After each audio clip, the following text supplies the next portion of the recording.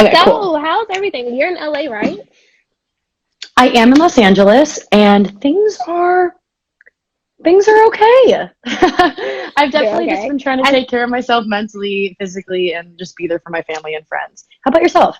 I am I'm like in New York, so it's a little hectic here, but Yeah. everything's good for the most part on my side. Even with all the craziness, everything's good.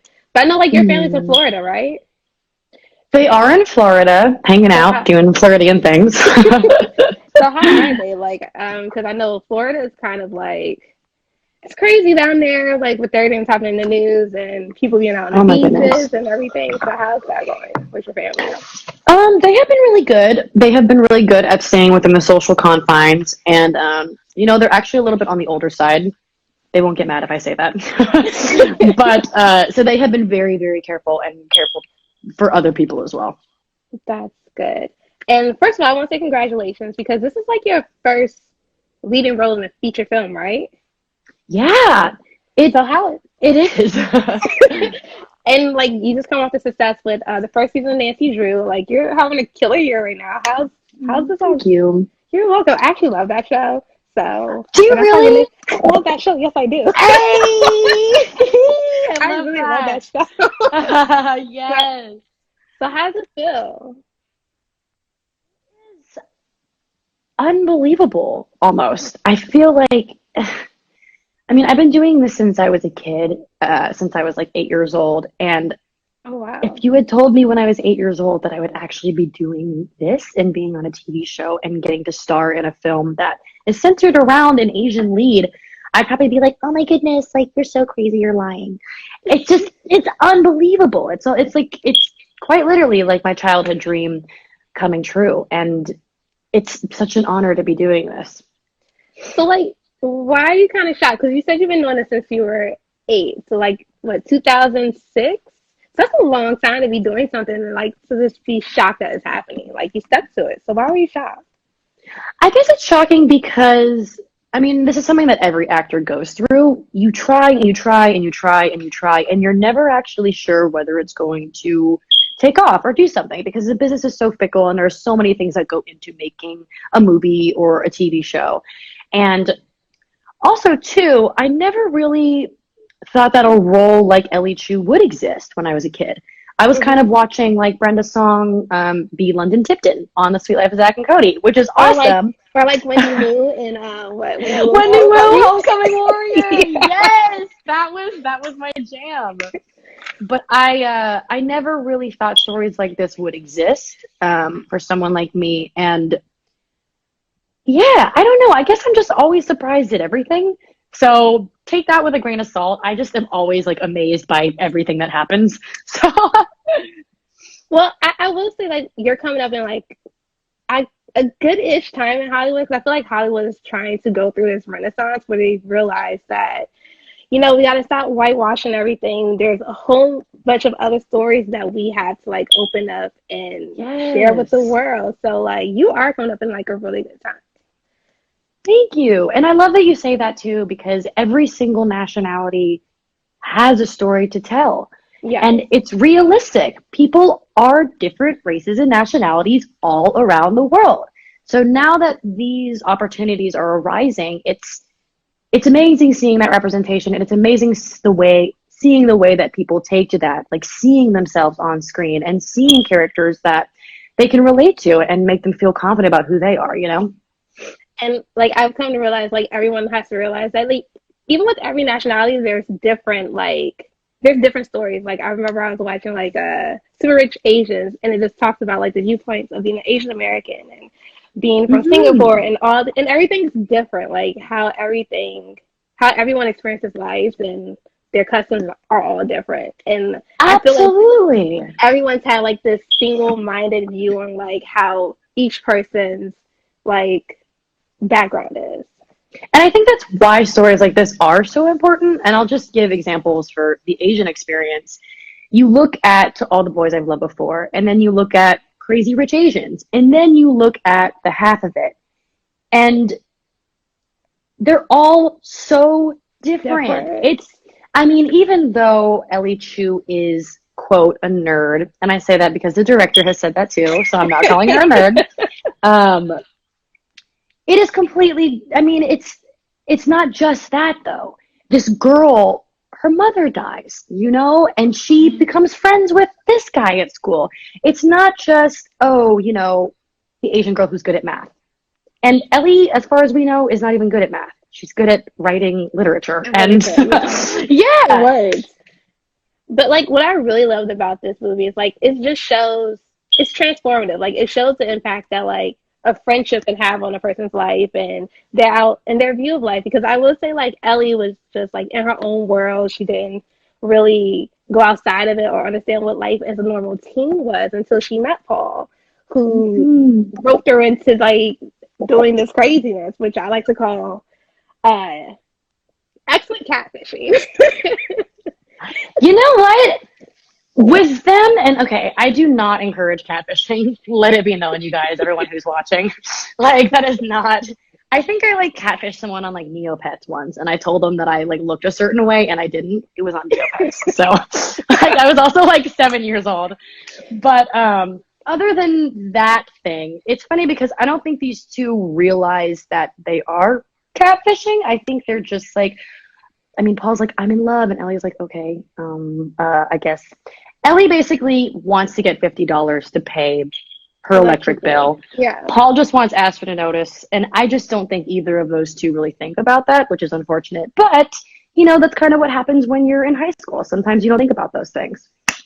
And it was so funny because he was like, I'm in love, and your character's like, well, have you ever dated her? Like, no. So how you in love? Like, I feel like that's like a real emotion that like teenagers go through. Like, oh my God, I'm in love with this person. But like, what do you love about them? Like, you know nothing about them. Yeah, it was funny because I heard Alice talking about these two characters yesterday, and she called them ding-dongs. Like, watching these two ding-dongs try to, like, figure out love and navigate when they don't know anything about this. And it's funny, too, because I think back into high school, and now I'm like, oh, like, I thought I loved him. But truly, I think that the love that, like, high schoolers or any young person experiences is real. It's like these are feelings that people are feeling for the first time. And I think our love changes as we grow up and kind of learn things just by living our life. But I really think that Paul was as in love as he possibly could be in high school, whether that be, you know, actually being in love or saying that Aster smells like flour. And I love how it displays like how certain feelings are transformative and like how they're built in just like trying to navigate those different type of feelings as a teenager, because when you're that age you really don't know how to navigate this foreign territory because you're used to everything being black and white, and now you're just like, wait, this is yellow, what is this? Totally. And I think for Ellie too, it's such a transformative experience because you see her watch all these movies about love and she reads these books about love, but she herself is like, what do I do with this? And I feel like that speaks to kind of what we experience outside of the movie. I have grown up watching like The Notebook. Did my life end up the way The Notebook did? No. It did. We watch love and we read love and then we experience love, and because we're all such different human beings, it's like, oh, I thought it was going to be something and now it's something else, but it turns into something that is so uniquely that person's that is experiencing it. And so I saw that like you tried out for The Voice, and in this movie you got to like sing. First of all, what made you try out for The Voice? Well, I have been a singer and I've loved music since I was really, really young. I'd say, sorry, there's a fly in here. Since I was like 8 years old. And I just, you know, The Voice wasn't something I had even planned. My mom was just like, hey, like, you know that show that we really enjoy watching? Mm-hmm. It's in town. Do you want to go ahead and audition for that? And I had no clue that they would actually choose me. But when they did, it was like, whoa, like this is insane. And in the movie, so that song Halfway was actually pre-recorded and written by Joe Pernice and then performed by Brandy Edis before I even hopped on board. So while I did not actually, that was not my voice, it was still really cool playing a character that does express herself in a musical and artistic way. Ellie is actually much better than I am at playing guitar. I had to take guitar lessons to learn how to properly finger pick, because I can just kind of like strum Fake it. around. Mm-hmm. Yeah, I can fake it. Also, I saw that you have a love of photography. How does that come about? Girl, yeah, I was researching you. Girl! So I have loved photography since high school. The Mm-hmm. only thing is, I never really had the time to get to know the ins and outs of photography, or what ISO or what aperture was. So I was kind of like experimenting with photography in high school. And what made me love it the most was taking pictures of people and getting them to see themselves in a way that they had never seen themselves before. And I always found that really interesting. You can tell so much about a person through a photo, so much so that they might not even realize how Mm-hmm. beautiful they look or how emotional they look. And it wasn't until last year that I got into film photography, and my friend Noah actually helped me get into that, and he's been very patient with me. Film is not easy, my friends. At all. But yeah, I love it. I love it so much. Someone asked, like, and this is a good question. What is the recipe to the sausage taco? Let me tell you. So you start with, oh my God, there's so much. Okay, so here are the ingredients. The sausage, which I prefer to be vegetarian, because I don't eat meat.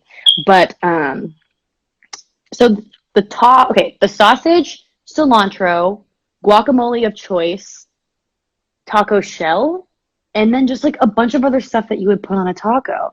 I mean, it really is just like a taco, but with a sausage in it. And it was so good. So when you guys filmed, that was your first time trying it. Yeah, That we was brought, I amazing. remember our prop master brought it on set, and I just remember thinking, like, for some reason, I didn't think we were actually going to make one. I don't know what I thought we were going to do, but it wasn't that. And it was really good. I remember being like, can we get like a couple more of these on set? Because I'm hungry. So what drew you to this role to play Ellie? Well, I think the log line is the first thing that totally sparked my attention. It was shy, introverted Ellie Chu is recruited by Jock Paul to woo the girl they underline both Both of secretly love. yes. And I remember reading that and just being like, okay, like cute love. Oh, she's about to go find herself. Like, okay. And so I was hanging on to every page of that script like it was like a dessert or something, because Alice Wu just painted this world of Squamish in such a way that was so vivid for me. And Ellie, it was the first time I had seen a character be the main character, not only be Asian, but also kind of be this unconventional hero, but still the hero. She's this hero who is the main center of her life, who wants so badly to not be the center of attention. And Yeah. she just has so many endearing qualities that a lot of people in the movie don't see, that she engages in her private life. She is so internally rich with music, literature, love. I mean, the way that she takes care of her family and has that responsibility. Um, in ways, she kind of reminded me of my little sister, who is a bit more shy and introverted. And it's interesting because I, as Leah, am a bit more out there. I love talking to people. And in ways, I feel like I'm sometimes like Trig, who's like, woohoo! Like, but in quiet and in my more low key times, I'm very, very much so like Ellie, with a slower paced way of approaching things and very, very observant. So Alice was actually able to help me find the similarities between Ellie, and she got to know me before we even talked about Ellie, which I thought was really interesting.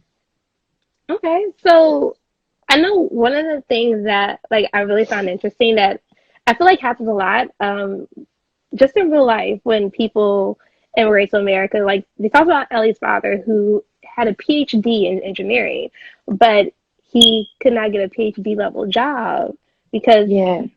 what? Because he only spoke Chinese and apparently speaking English outweighs the PhD. And I thought that was like a very interesting take because there's a lot of people that are experiencing that. Like they're probably doctors and lawyers where they come from, but when they come here, it doesn't like translate. And Yeah, that yeah. is, I'm so glad you love that part. Because that is one of the, I mean, that was actually my audition scene. And Okay. I remember just reading that scene and like crying because even though I did not come from, sorry, my hair's like everywhere. Even though I did not come from a Chinese immigrant family, um, I was actually adopted from Shanghai and my parents are Caucasian. I definitely understood that pain of seeing such brilliance in your parents and just, I guess, people in general, but understanding that the way that the system works doesn't allow people who can't see, I mean, it doesn't allow that person who is on the outside to fully explore and express who they are because people can't see beyond the outside. And his language barrier, that is something that a lot of people deal with in America. And it's really sad because a lot of people don't get to explore those things. I mean, her dad was like pretty much like a rock star back in Yeah. China. And it's just interesting seeing the cultural differences and what passes and what doesn't, because you see Astor Flores' family, who is of color and race, not of race, but of color, and they do pass. So it's also interesting seeing the different levels of that too, seeing Astor's family be a bit more rich and more presentable and pass. And then you see Ellie's family, who is a bit more withdrawn and they don't pass. So that's, I hope viewers kind of meditate on that as well. And honestly, this is like, I honestly, before going into it, I was kind of expecting like the cliche rom com, like you could kind of predict what was happening. And I love like this was like so realistic that when I got to the end of it, I was just like, huh, I didn't like expect it to end that way. Like it's super realistic. I love that. And I think I agree with you because usually in the rom com, the guy gets the girl, or the girl gets the guy, or girl gets girl, guy gets guy. But in our story, it doesn't really focus so much on the rom aspect of it. I wish I could call it like life rom com because it focuses more on the aspects of where love is important in the other areas of our life. Mm-hmm. Where, I mean, love is not just about getting the one that you romantically care about. Love is finding your own unique voice and learning to enjoy those parts of yourself, which we see Ellie finally get to in the Yeah. end, which is so cute and sweet for her. And then you see love in the way that family is. You see the interaction between Paul and his mother when his mother accepts him for this and finally talks to him. And you see love through platonic friendship. Friendship. And I think that's where like the calm kind of comes into play more because these characters, I mean, they're naturally very humorous in the way that they deal with each other because they're so different. But I really, really love that Alice Wu really emphasized those other parts of love because it's, I mean, it's realistic to think that love is only the Notebook. But yeah, like love is deeper than like deeper than that, especially like when it comes to like friendship and family love. Like friendship love can transform your life. Like Absolutely. like we see that happen with her between her and Paul. Like Paul helped introduce her to this world that she was missing out. Like when she was like, "What is hanging out?" I was like, "You gotta be kidding me!" Like really? Well, it's these characters and people in our real lives that end up shaping who we are when we reach whatever point of life we get to. And that's kind of what I love about this. Like these characters, I mean, these characters would not be seen dead with each other had not this love triangle appeared. And that's kind of what I love the most about this film, seeing these characters who would never speak a day in their life end up becoming so close by the end of this and so impacted by the different ways they go about living their life. So I want to open up questions to your fans that are in here. I think I have two. Hold on, how do we do this? Bonjour, Um, Paris. okay, here's one. How much your friends are supporting you in your new project? Okay, so like how Oh, so how much is your tribe supporting your new project? girl, oh, my friends have been sweet baby angels through this whole thing. I actually just called two of my girlfriends and told them about something. I can't tell you until it happens later in the day. It's pretty cool though. And both of them on separate occasions, and they don't know each other, were crying before I was even crying. Oh, And they were like, "Oh my God, Leah, like I just love you so much." And I was like, "What did I do to deserve you guys? What did I do to deserve you guys?" And I noticed this person is from Drew Crew, which means they like Nacy Drew. Guys, yes. one of those friends was Madison Jazani, who plays Bess. I love Beth's character. Wait, I love her character. We love Bess. We love yes. Bess. Someone wants to know, how was the auditions for the movie? The audition for this movie was probably one of the hardest things of my life, just because there were so many rounds, and Alice, with every right to be so, is very specific about what she wanted from Ellie. And kind of what I mentioned before, I came in with a little more self-assured, confident version of Ellie, and somehow Alice saw something in that, but she was able to help me shape that character, and that took some time before she was able to say, "You are Ellie Chu." Okay. Also, like, do you feel like within the past year, a lot of stuff has become, a lot of projects have been flying your way? A lot of projects have defined my way. No, but coming your way, like more than in the past. Like, a lot of scripts have been landing on your doorstep. Oh, yeah, but also the way that acting kind of works is you don't really get to choose what comes your way. You just get an audition, and Hmm. sometimes they'll send you the script. So this audition actually just came to me like any other audition, which kind of makes it even more special because I had no clue that something like this would have ever popped into my life. Here's one. What scene was the hardest to film and why? The hardest to film. I think the hardest scene to film, and just being honest with you guys, was the scene where Aster and Ellie. Well, the movie's not out yet, so I Yeah. can't really tell you. Okay, so the hardest scene to shoot. I won't tell you which scene, but I'll tell you why it was hard. It was a very. It was a. Okay, how do I tell you this? Long story short, the day we shot this scene, there was like geese like going cuckoo like in the background. It was raining, and it was also a very important scene to the both of us. And I just remember thinking like, why on this days? Like, why of all days do the geese have to be squawking in the background and people are walking over here and it's raining? And oh my God. But Alice really helped us through it. And I wish I could tell you guys what it is, but you're just going to have to watch the film. And figure out what part she's talking about. Actually, yeah, this is called I Spy. I Spy which scene might have been the most difficult for these two to shoot. So, what was the most challenging part about playing Ellie? This is from Brandon Yates. Hey, Brandon Yates. Why does that name sound so familiar? Hey, Brandon Yates. I think I might know you. The most challenging part about playing Ellie was being able to make sure that me as Leah could kind of stay in this quiet, contemplative space. There were a lot of times on set where, I mean, I was just trying to talk to everybody. I love people and I love talking and just gab, gab, gab, gab, gab.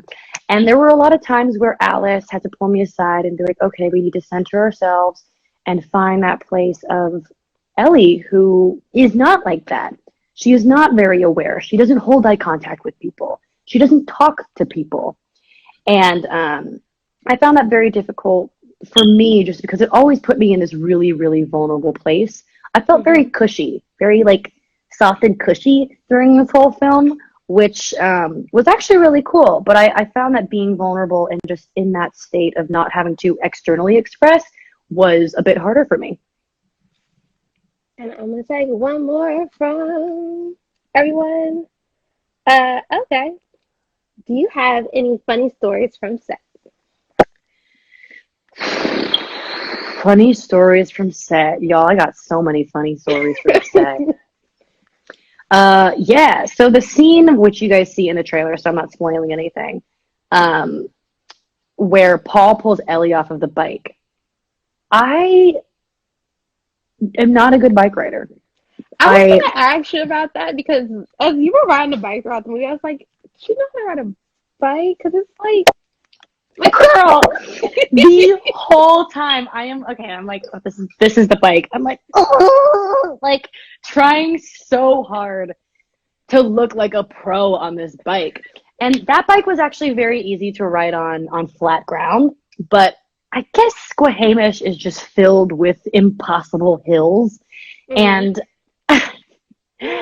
that scene where I had to like kind of get away from Daniel's character, I can't even tell you guys how many times I fell in a ditch and it was like God. 90 degrees outside and I just hear Daniel behind me going like, oh, I have roommates, so they're like making noises. Daniel being like, "You got this, Leah. It's gonna be okay." As I'm like literally like crying like in the ditch, and Alice is like running over to me like, "It's gonna be okay. Like you're fine." And I'm like, "I'm not fine, but okay, I'll be fine." Like, so it's funny that you picked up on that. Yes, because like the only reason I picked up on that because I was like, it took me forever to learn how to ride a bike because I wasn't great at learning how to ride a bike when I was younger. I remember I fell one time and I just started crying, and then like these other kids were like, "Why are you crying?" I was like, "Oh my God, I can't be embarrassed. Let me learn how to ride this bike real quick." Because it's not easy. It's I not. remember this girl, Brandy, who was my neighbor, taught me how to ride a bike. And she didn't have to. Brandy was very generous that day. It was very nice. She let me use her bike. She let me fall on her bike as well. And I honestly don't think we've hung out since she taught me how to ride a bike. Sometimes it works like that. My bad. um, So, Brandy, but if you're out there, shout out. but I wanted to speak on like this. I think it was like the season finale of Nacy Drew when your character just opened up about like how her definition of love and how she learned it the wrong way and how it's so difficult for her to like be vulnerable with other people. I thought that was a very powerful scene. And I want to know like how challenging was it to film that, to convey those emotions. Thank you for saying that. That is one of the most pivotal scenes in honestly my career and just in George's life in general.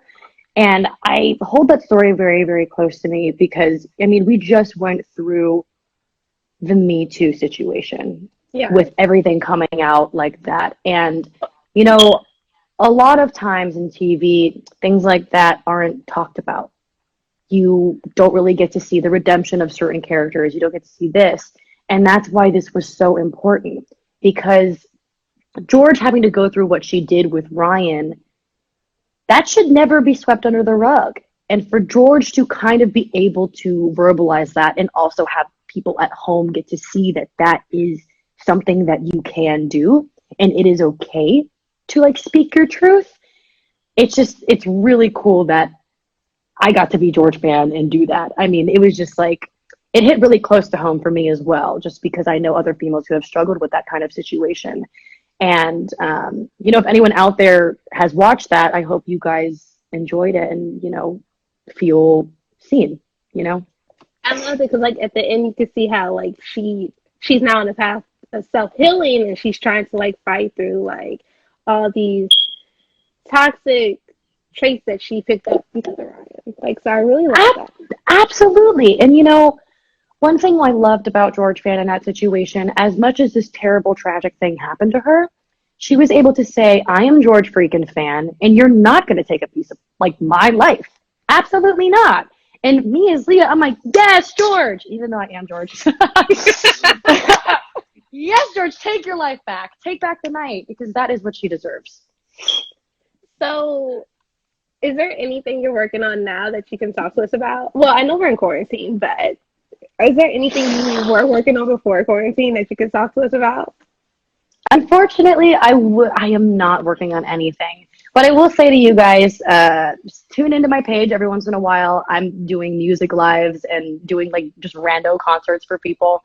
And yeah, right now I'm just trying to stay safe and be there for my loved ones.